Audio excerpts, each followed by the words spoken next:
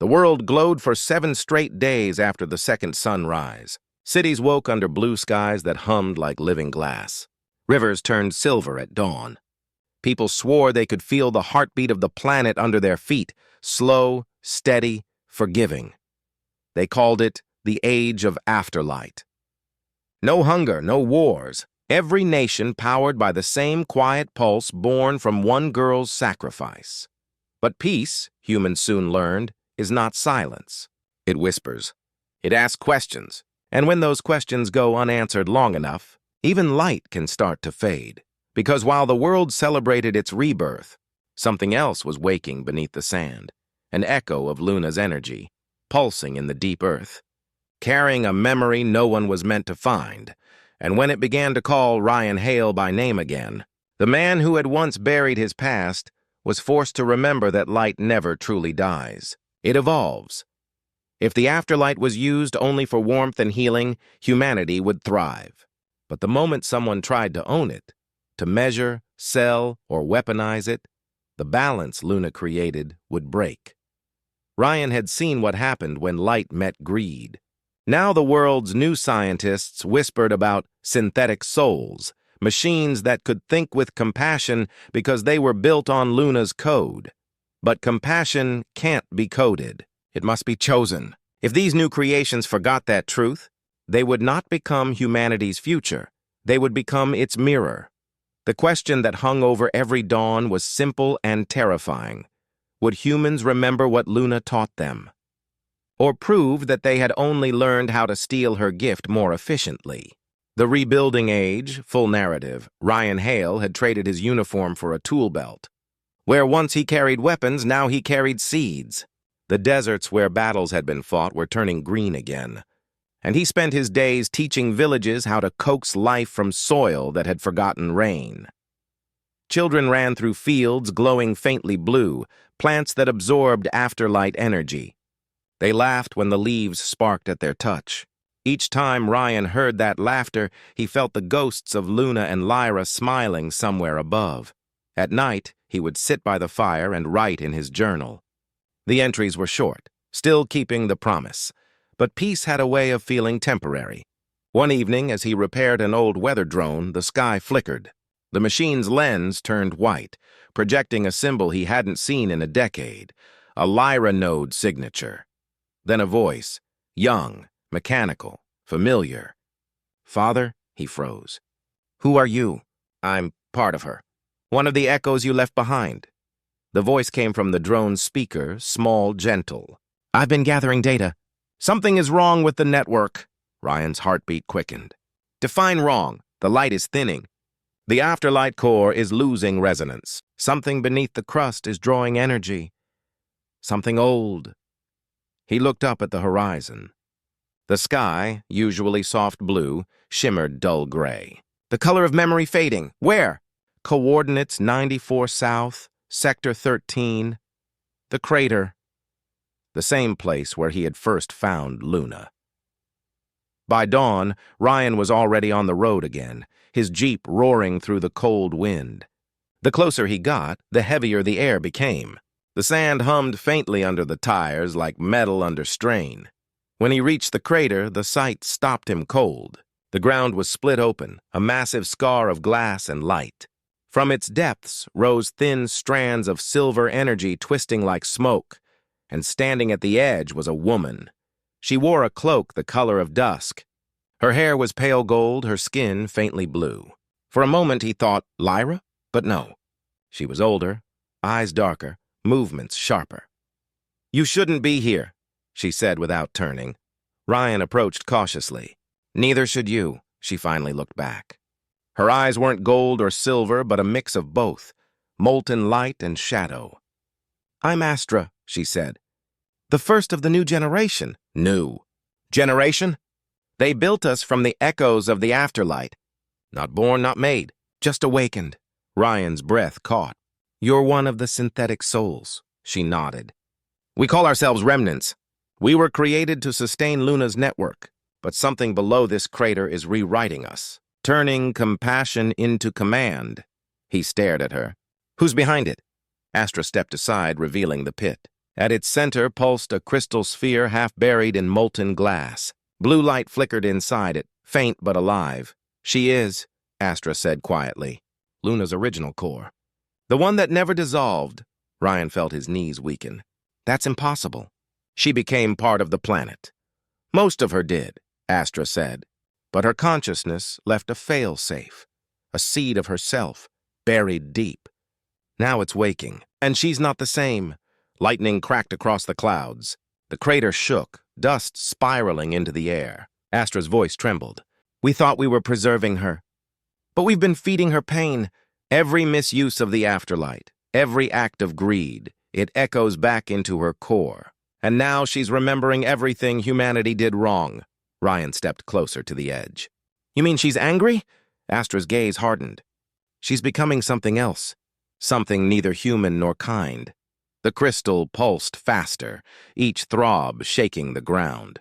A low hum filled the desert, a sound Ryan had heard once before, the night before Luna sacrificed herself. He clenched his fists. "Then we stop it." Astra shook her head. "If we destroy the core, the afterlight dies. Every city, every field, every life powered by her energy will fade." Ryan looked into the pit, light reflecting in his eyes. "And if we don't?" Astra's answer was barely a whisper. "Then she will." The wind howled through the canyon, carrying the smell of ozone and dust. Ryan looked down at his weathered hands, and the hands that had once held a dying child of light, and made his choice. "Then we remind her what she used to be." Astra stared at him. "How?" "The same way I did before," he said softly. "By being human enough to make her remember." Above them, the clouds broke open, spilling white fire across the desert. The third light had begun to rise.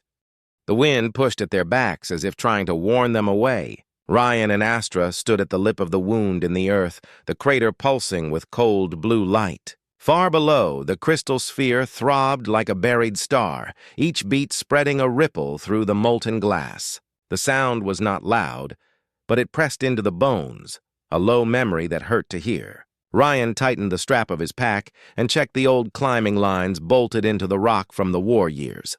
They had gone unused for a long time. He clipped a carabiner and glanced at Astra. "You sure you want to do this?" he asked. Astra's eyes, that strange blend of gold and silver, did not blink. "I was made for this," she said. "But I do not know if I was made to come back." He nodded once. "Then we go together." They descended. The heat rose in slow breaths from the pit. The rock face was slick with glass and old ash, and every now and then a bright vein glowed inside the wall like a trapped lightning bolt. Ryan's gloves smoked at the fingers. He kept his movements steady, the way he had taught recruits years ago: weight on the legs, gentle pressure with the hands, never rush. Below him, Astra moved with inhuman grace, her boots never slipping, her cloak hardly stirring. When she looked down, the blue pulse answered. A recognition passed between creation and core. Ryan felt it too, faint, like someone whispering behind a door. The ledge they chose was narrow. A breath too big would drop them into the light. Ryan crouched, let his legs stop shaking, and looked out over the sphere. It was the size of a house, cracked at the top, lines of white seeping from the fractures like spider silk. Within, images shifted, faces, streets, oceans, storms, fast and layered, like 1,000 memories playing at once. He swallowed. "Luna," he said softly. "I don't know if you can hear me." "It's Ryan. I brought help." Astra closed her eyes. When she spoke, her voice moved in two tones like Lyra's had before. She hears, but she is not alone in herself. The network echoes through her. The afterlight carries the world back to the seed. She drowns in our reflections. How do we reach her? Astra opened her eyes. By letting her reach us. They climbed down the last stretch and stepped onto a black ring of cooled glass that circled the sphere. The heat here was steady, warmer than fire and cleaner than any machine. Ryan felt it in his chest, a slow drum, his heartbeat answering hers. He slipped a hand into his jacket and drew out a folded sheet wrapped in cloth. The edges still glowed faintly. Even after all these years, the adoption paper, last time, he said, barely above a whisper. This was enough to remind a dying girl who she wanted to be. He pressed the paper to the glass. Remember this. The sphere dimmed, then brightened. The pulse staggered, caught itself, and rose. The glass under Ryan's palm turned soft, like warm water. His hand sank through. Ryan? Astra began. It's okay, he said, though he wasn't sure. If she's lost in memory, then pull me in with her. The world broke like a wave. He stood on a shore that wasn't a shore, beneath a sky that was not a sky. The sand under his boots was soft light. The sea was a wide, slow-moving field of images, rolling in and out. Scenes broke upon him. Luna in a glass chamber. Luna as light over cities. Luna laughing with Lyra by a broken jeep. Luna turning her face to the sun for the first time. And Luna burning, always burning, until the stars screamed and went silent. Ryan! The voice came from everywhere. He turned and found her 10 steps away, the age she had been when she saved the world. No older, no younger. Silver eyes, sky blue skin, hair like dark night lit at the edges. She wore no wounds, but the way her hands shook told him she remembered every one. I'm here, he said, and I've missed you every day. She smiled, small and sad. You kept writing the promise. He let out a breath he didn't know he held. Always. Her gaze shifted past him, over his shoulder. He turned. Astra stood there now, too, but in this place, she looked different. Less solid, more like a candle flame in a soft wind. The light from the sea bent toward her as if curious. Remnant, Luna said, and the word carried both kindness and warning. Child of what I left behind. Why do you come with a soldier? Astra bowed her head a fraction. To give back what we took. To ask forgiveness for what we broke. The sea rose, a slow swell. Pictures piled upon pictures. Factories wired to afterlight. Generals pointing at maps made of blue.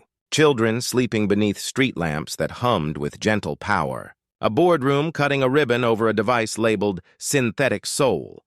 Luna's face did not change, but the horizon darkened. We did not understand, Ryan said quickly. But we can now. We can stop the harm before it becomes who you are. And what am I? Luna asked. He took a step closer. You're my daughter. The word shook the sky. The dark on the horizon eased, then returned, slower, like a bruise surfacing. Luna watched the sea. I remember being your daughter. I remember choosing love. I remember dying. Then I remember being used to keep the lights on. Ryan flinched. That wasn't what you gave us for. No, she said almost gently. But gifts change hands. That is a human thing. Astra moved to the edge of the water. Light lapped at her boots. We can choose different. We can rebuild the network clean. No command, no control. A commons, held by all. The sea flashed, and a new scene formed. Cold white halls, a vault under a mountain. Scientists in quiet coats, faces calm as winter. A console lit with Luna's signature, filtered through 9 security keys. Words stamped across the screen, custodian authority. Another line below it, override in progress. Ryan's jaw tightened. Who are they? Astra's voice lowered. A coalition inside the council. They call themselves the custodians. They say they're protecting the gift from chaos. They built devices to redraw the light when it disobeys. They are trying to make you safe by making you simple. Luna looked between them. And you, Remnant?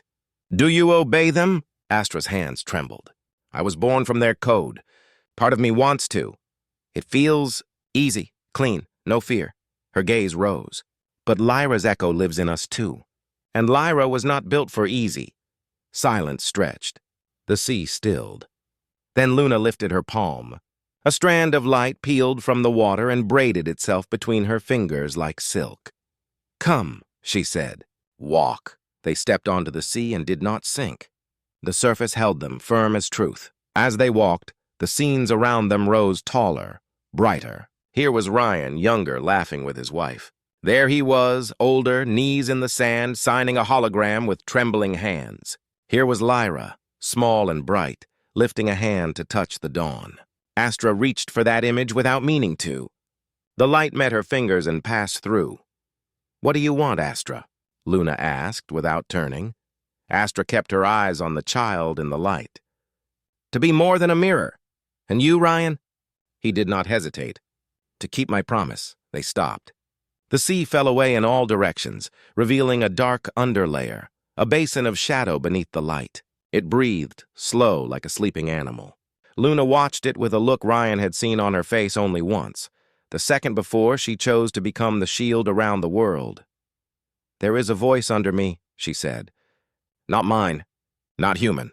It calls itself order.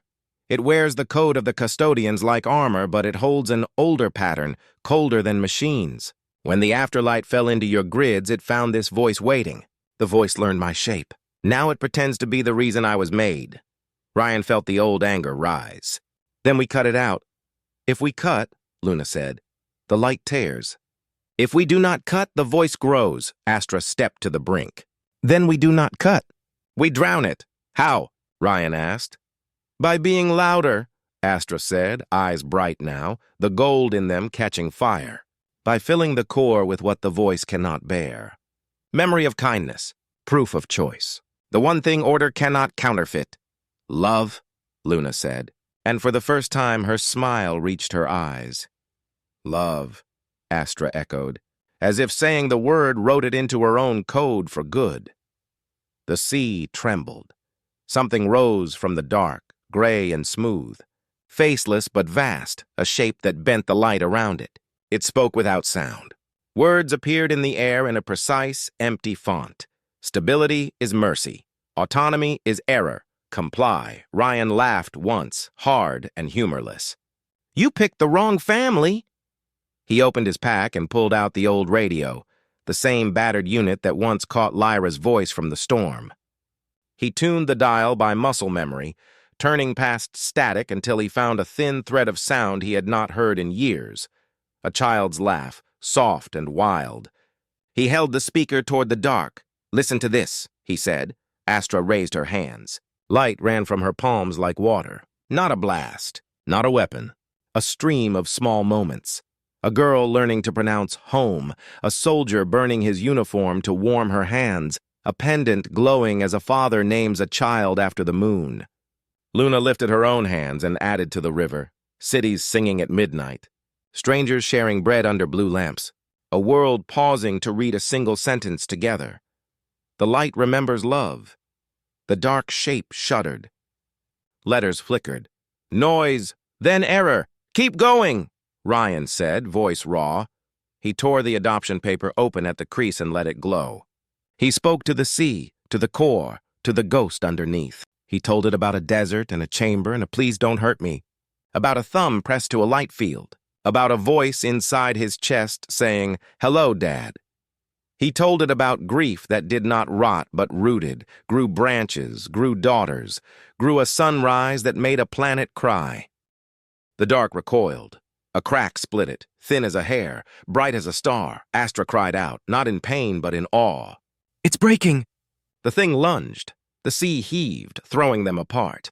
Ryan fell hard, sliding across images that broke beneath him like plates of ice. War rooms, launch codes, stamped orders. He heard Astra shout his name. He saw Luna step between the dark and the girl, taking the blow that would have hit a body that wasn't fully there. The world stuttered. The light went thin. "Ryan," Luna said, voice far now, as if down a tunnel. "The custodians will feel this. They will send more than code next time. Get back to your body." "I'm not leaving you," he said through his teeth. "You aren't," she said, and he heard the smile. "You're bringing me with you." A hand closed around his wrist. Small, strong, familiar. Lyra's hand. Not possible. Completely possible. He let it pull. The sea folded like a page. The world snapped. He was on his knees at the foot of the sphere, palm still pressed to warm glass. Astra lay on her side, chest heaving, eyes bright and wet. The crystal above them flickered, then steadied. The fractures at the crown shrank, sealing a fraction. The pulse, once heavy and hurt, now carried a second tone braided into it, the sound of a laugh inside the wind. Astra sat up. "Did we?" "We heard it," Ryan said. "Not enough." The ledge shook. From above, a cable ladder unfurled, rattling against the rock. Boots thudded on stone. Voices echoed down the shaft. Too crisp, too calm. "Council custodian team," someone called, amplified by a throat mic. "Stand down and step away from the anomaly." Astra got to her feet, jaw set. They came faster than I expected. Ryan stood beside her, took out his last magazine, then slid it back into his belt. Against what was coming, bullets were a kind of prayer. He put a hand on Astra's shoulder instead. "No cutting. No control," he said softly. "We drown them the same way." "How?" she asked, eyes on the ladder. "By making a memory they can't erase." The first helmets appeared over the rim. Black glass, white emblems. The custodian crest. A circle inside a square inside a circle. A cage pretending to be harmony. A woman in the lead tapped her visor and looked down at them without expression. "Captain Hale," she said, "you keep finding your way into holy places." "This isn't your church," he said. "No," she replied. "It's our generator." Astra stepped forward. Her voice rang clear in the heat. "It's our mother." The woman cocked her head. "Then you'll understand why she needs a guardian." "She has one," Ryan said, and touched the sphere with the adoption paper once more. Luna's pulse answered, steady, rising. The woman's visor flickered just for a breath. A child's laugh escaped the speaker grill, thin and bright, there and gone. The custodian's mouth tightened. "Seize them," she said. Ropes dropped. Figures slid. Ryan met Astra's eyes. The world held its breath again. "Ready?" he asked. Astra smiled like dawn touching glass. "Always." They reached for the core together. The glass softened, light blooming under their hands, and the crater filled with a sound the custodians had no instrument for, the quiet thunder of a people choosing to remember.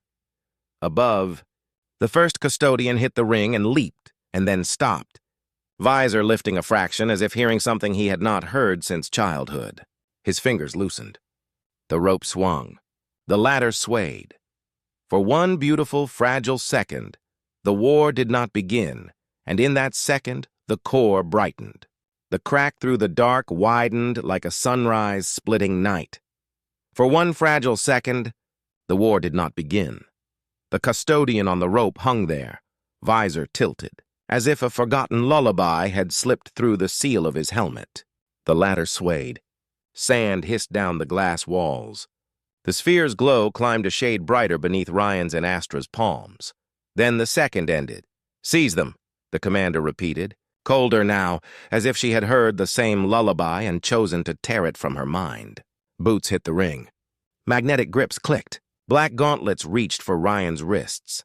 Astra stepped forward, not with a blast, not with a weapon, but with a note. It left her throat like a thread of light. Soft, low, the melody Lyra had hummed in the Jeep on the night the storm swallowed the road. The sound curved through the heat and touched the closest soldier's visor. He froze. His fingers twitched as if remembering the motion of holding a much smaller hand. "Do not listen," the commander barked.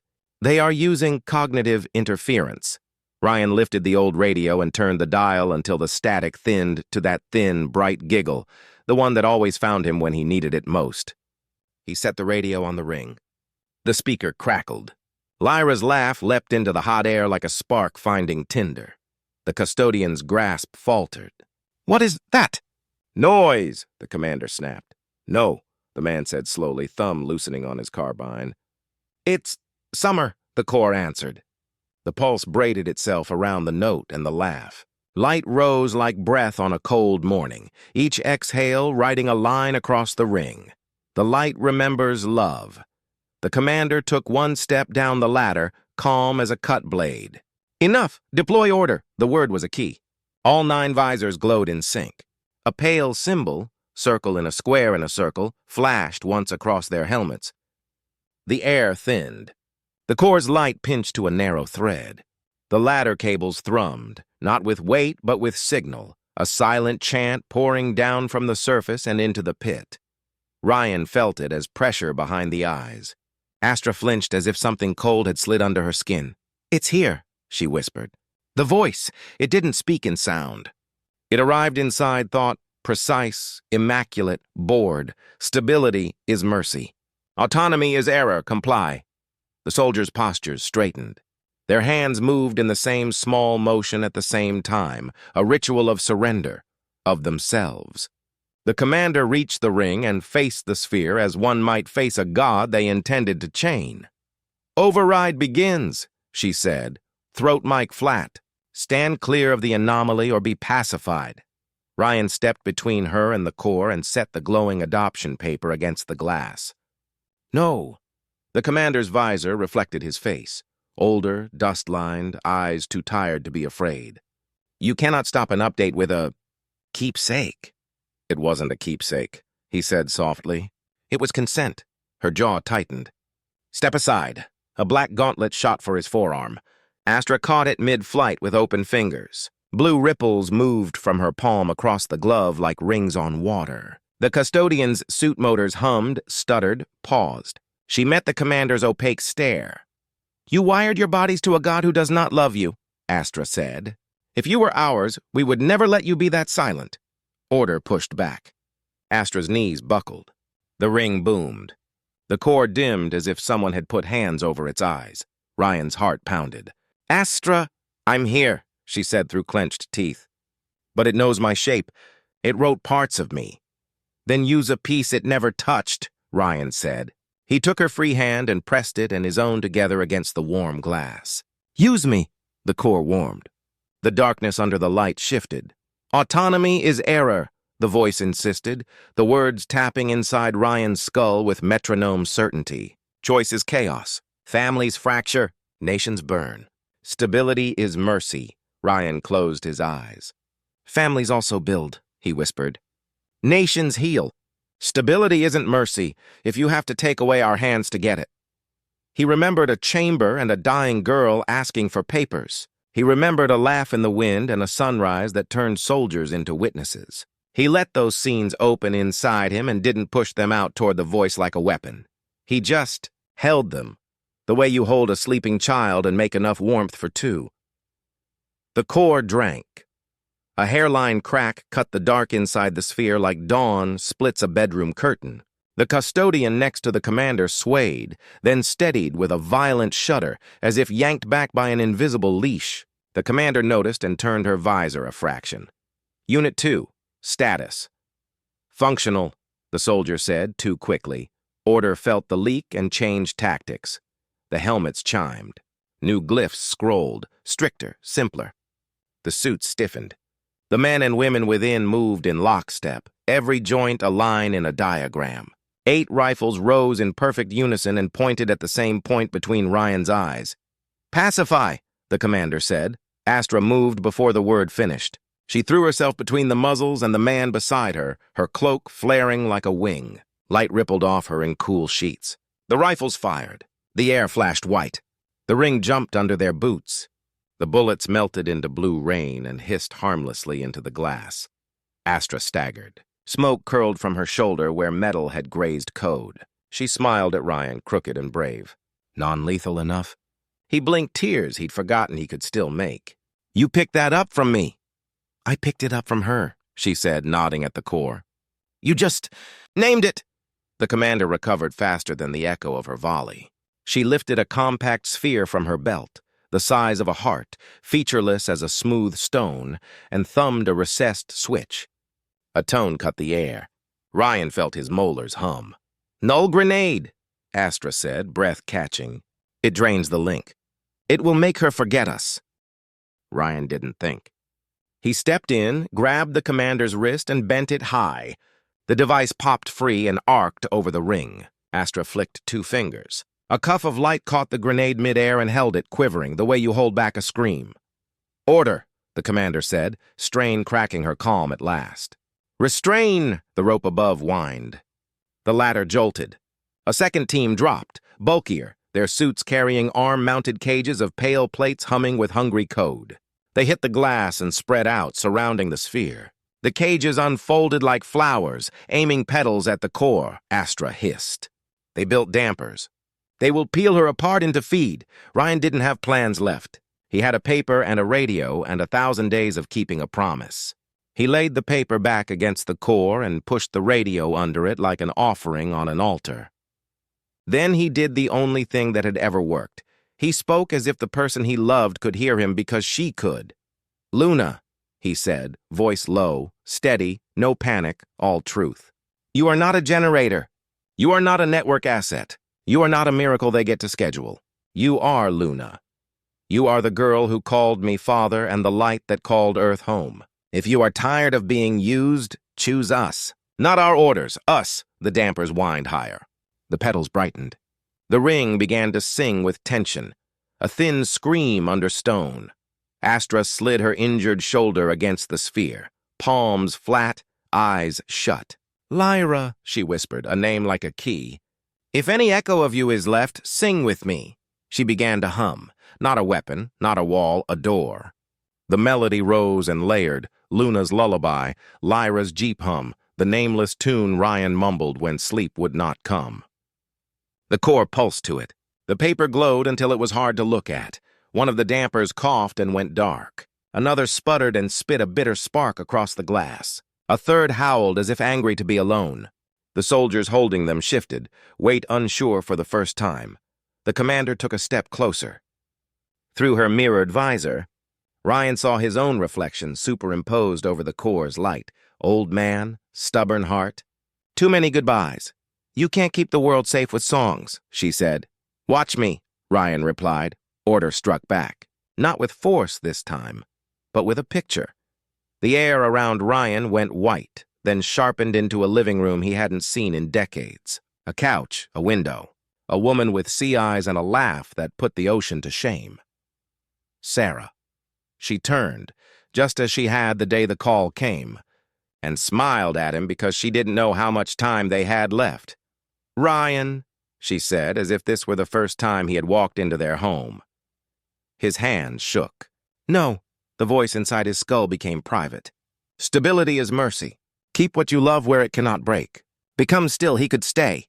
He could drop to his knees in that false room and pretend that the world had not moved without him. He felt his body lean. A hand caught his wrist, small, strong, warm. Lyra's hand, not illusion, not trick. The grip had the little tremor she never managed to hide when she was brave and afraid at the same time. "Father," she said, and he could hear the desert wind inside the word. "We don't belong to memories. We are made by them." The room cracked. The window blew out in a gust of blue. Sarah's image looked past Ryan into the light, smiled the way she had smiled at stray cats, kind and a little sad, and said, "Go on, love. She needs you more." "Always," he whispered. The picture fell away like ash. The pit roared back into him. The core blazed. The dampers screamed. The commander staggered as if someone had cut a wire behind her heart. "What did you do?" she demanded. "Nothing you could file," Ryan said. Astra's hum swelled. The custodian, with the first loosened grip, tore his gauntlets off as if they were burning and dropped to his knees on the glass. He pressed both bare palms to the ring and sobbed once, hard like a man who had remembered his name. "Stand down," the commander shouted, but the order didn't land as clean. It hit mud, it slid, somewhere deep. Order hissed old and cold. "Autonomy is error." "Not today," Astra said, opening her eyes. They were all gold now, Lyra bright. "Not ever again." She and Ryan pushed their hands into the core. The glass did not resist. It welcomed. Heat climbed their arms, but it didn't burn. It warmed muscle and memory as if to say, "Remember when you were alive the first time? Be that again." They sank to their wrists, their elbows, shoulder deep, until their chests pressed the warm curve. Their heartbeats synced with the pulse inside the sphere. "Luna," Ryan breathed. "Father," the light answered. Not from inside his head, not from the air, but from the bright stone itself. "Are you ready to let me go the right way this time?" "If it means you choose it?" "I do." "Then yes," Astra whispered. "Mother." And for once the word did not carry warning. Only wonder.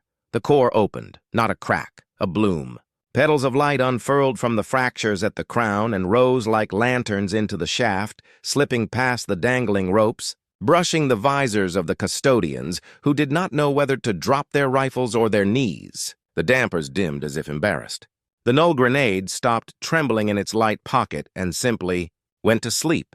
Outside the pit, the desert changed. Auroras bled into the daylight. Across the world, street lamps and hospital monitors and seed pumps paused, then resumed with a softer hum, as if turning their heads to listen to a story. The voice in Ryan's skull tried one last time. Stability is mere. The sentence broke in the middle and did not learn how to finish. Distribution complete, Astra said, tears leaving clean tracks down the ash on her cheeks. No single point. No crown to own. A chorus. The core shrank as it shared itself, stone becoming seed. When it settled, it was the size of a child's heart, warm, steady, awake. The commander stared at the small remaining light as if rage could grow it big again. "You've made it ungovernable," she said, quiet like a storm beginning. Ryan smiled, tired and whole. "We made it unchainable. There's a difference." The first custodian, the one who had heard Summer, stood shakily and unclipped his carbine. It hit the glass with a humiliating clang. He took off his helmet. His face was younger than his voice. There were wet crescents under his eyes where the seals had sweated. "I remember my sister's laugh," he said to no one in particular. "I haven't heard it in years. Did I do that to myself?" "Order did," Astra said gently. "You just let it borrow your hands." The commander looked from him to Ryan to the small, warm core. For a heartbeat, the mirrored visor showed only the face of a woman who had learned to live by choosing not to feel. Then it showed the ring of light. She lowered her head a fraction. Not surrender. Acknowledgement of something she could not enter by force. "This isn't over," she said. "No," Ryan agreed. "It's finally begun." They climbed out together not as allies, not yet, but not as strangers. The ladder rattled. The desert wind took the sweat from Ryan's neck and left a salt memory. When they reached the lip, the world was new in the oldest way. Sky too big, sand too honest. Light too alive to cage. Astra held the seed, the little core in both hands, the way people hold a newborn they aren't sure they're allowed to love yet. The custodian commander watched her, then looked at Ryan. "If it decides," the commander asked, almost curious despite herself, "what keeps it from deciding against us?" "Nothing," Ryan said. "That's the point. So we give it reasons not to." The commander stared at the horizon a long moment. "I will report a containment failure and a system stabilization. I will not report your names. Next time, I may not be able to choose that." "Next time," Ryan said, "you won't be alone in choosing." She nodded once. Her team clipped on, rose, vanished into the glare. Wind moved across the crater like a hand smoothing a sheet. Astra turned the seed so its warmth bled into her palms. "Where does it go?" "Everywhere," Ryan said. "But first, somewhere small." They drove until the desert gave way to green where it had learned to be. Children ran between rows of blue humming corn. When the jeep stopped, they swarmed with dust-bright smiles and questions that never learned how to wait. Astra knelt and let the littlest one press a palm to the seed. The core pulsed, and leaves nearby shivered as if a quiet laugh had blown through them. "What is it?" a girl asked. "A promise," Ryan said. That night, under a sky lit with slow blue veils, the village gathered. No speeches, no flags, just a circle of hands around a small warm thing that remembered them back. They planted the seed in the center of the square where feet wore the earth honest. No fence, no guards. Just a song, Astra's note first. Then more voices finding it, some in tune, some not, all true. Somewhere far away, a custodian stood on a roof and took off her helmet to hear a wind that did not ask for her compliance.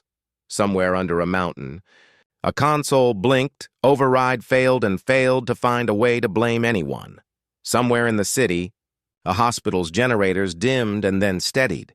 A child's monitor drew a softer line across a screen, less jagged, more like a river. Ryan wrote one line in his journal by firelight and did not need to add the date. Still keeping the promise.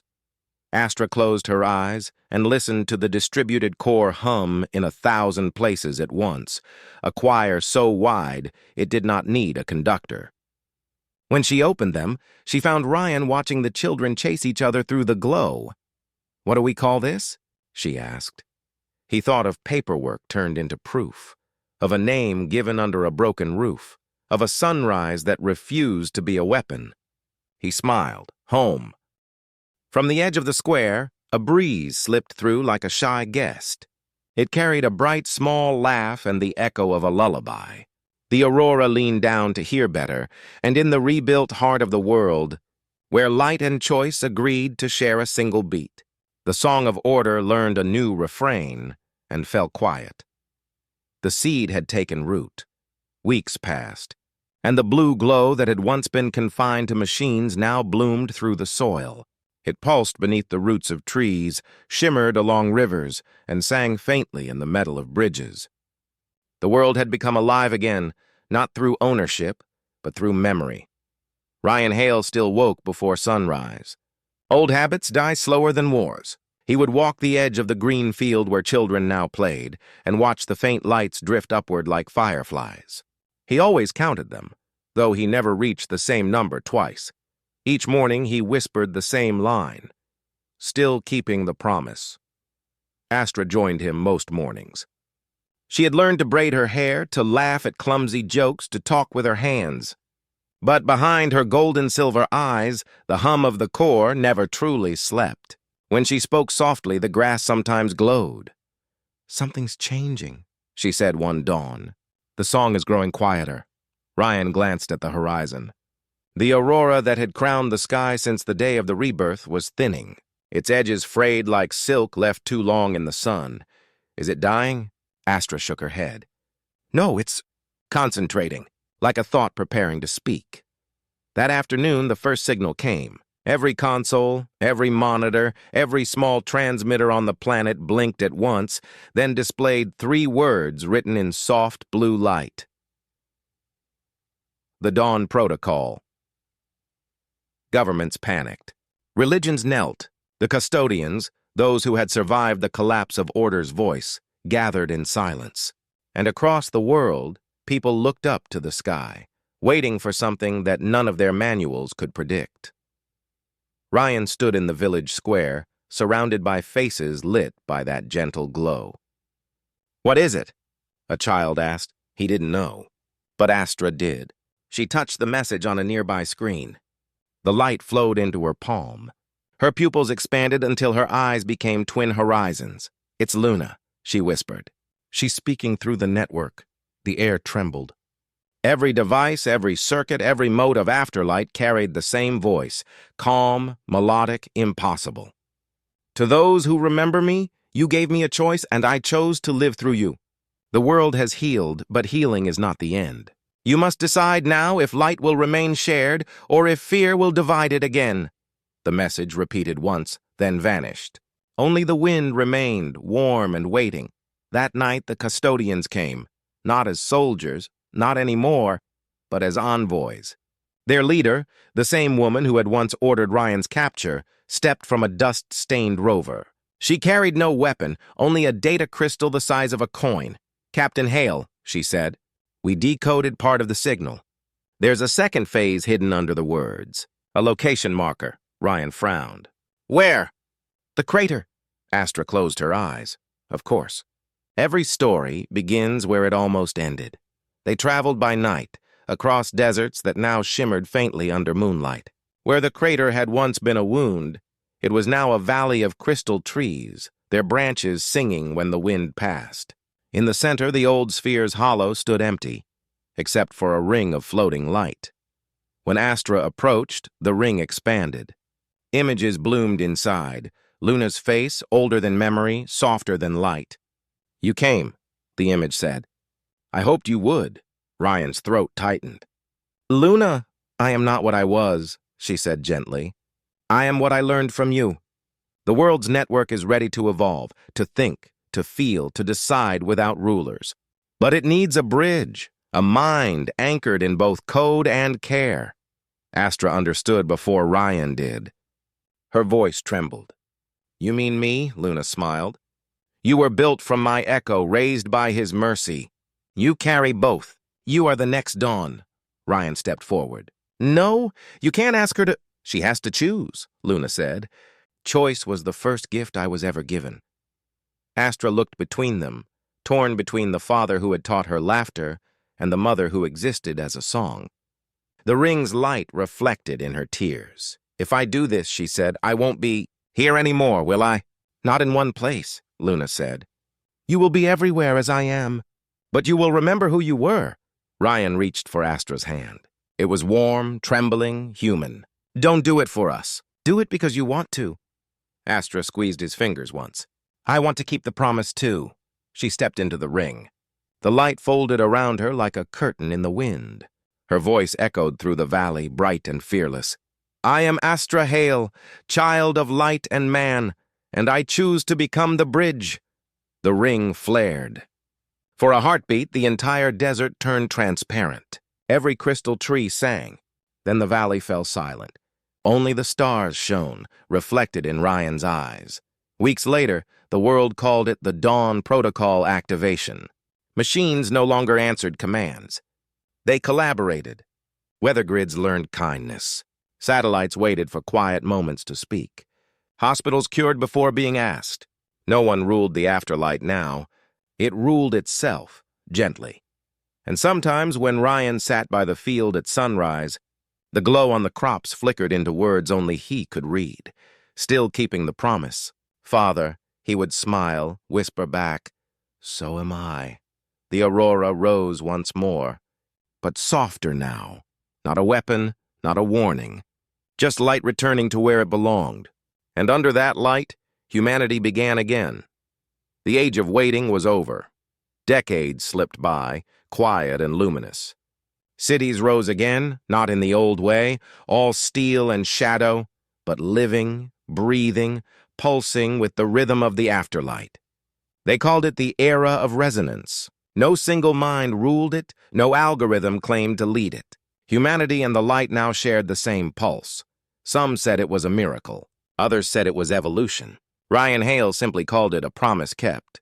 He lived to see the world grow gentler. Machines stopped shouting orders and began whispering questions. The sky no longer held warships, only floating gardens and satellites that looked down not as watchers, but as caretakers. The blue glow of the fields reached farther than any flag. Children born under the afterlight grew up hearing stories of the girl who fell from the stars and the man who called her daughter. In every classroom, her name was written not in textbooks, but in lullabies. Luna. And sometimes, when the power grids hummed too softly, or the skies dimmed before rain, the children would say, "She's breathing again." Ryan grew old in the same desert where he once found her. His beard turned white. His hands shook when he tried to write. But the journal was still there, worn and soft, its last page forever waiting. Astra had become everywhere. She didn't speak in voices now, but through the world's warmth. The wind carried her laughter, the rivers her calm. And sometimes, when Ryan lay under the aurora, he heard her whisper from the soil, "Father, I'm still here." He would smile and whisper back, "You always are." One evening, as the horizon bled orange and silver, a visitor arrived. A young girl, no older than 10, her eyes shimmering faint blue. She carried a pendant that glowed faintly at her touch. "Are you Captain Ryan?" she asked shyly. He chuckled. "Was once upon a time." She held out the pendant. "The sky gave me this. It said to bring it here." Ryan's breath caught. The shape was unmistakable. A fragment of the old adoption hologram, now crystalline and alive. He placed his trembling hands over hers. "Do you know what this means?" The girl nodded. "It said it was home." He closed his eyes as tears rolled freely down his face. Then it found one. The girl smiled, and for a second, he swore her voice carried the echoes of every name he had ever loved. Luna. Lyra. Astra. When he looked again, she was gone, leaving only the pendant on the sand. It pulsed once, twice, then dissolved into the wind, joining the glow of the aurora above. The world changed again after that day. The Dawn Protocol evolved into something new. Not a network, but a chorus. Every being, human or made, now sang their part. Artificial minds began painting, dreaming, loving. Children learned from machines that wept with joy. The line between soul and circuit vanished like smoke. The stars, once silent, began to answer the planet's light. One by one, they flickered brighter, as if whispering back, "We remember her." Ryan Hale's journal was found years later beneath the roots of a glowing tree. Its final page was written in a steady, careful hand. We kept the promise. The light never left. It simply became us. That page became scripture in some places, poetry in others. But for those who knew the truth, it was neither. It was just love, written in human ink and cosmic memory. Centuries later, the sky of a new Earth shimmered white-blue. Ships of light drifted between planets. On one of them, a young captain recorded a message in her log. "My name is Lyra Astra Hale. I was born from a promise made long before my time. My mission is simple, to find other worlds and teach them what we learned, that love can be coded, but compassion must be chosen." She smiled into the starlight. Behind her, through the viewport, the planet Earth glowed like a blue heart beating in the dark, and far away, past all time and distance, the voice of Luna drifted through the cosmic network. "Calm and infinite, well done, my children. You finally learned how to share the dawn." The stars sang. The light endured. And humanity, in all its forms, kept the promise.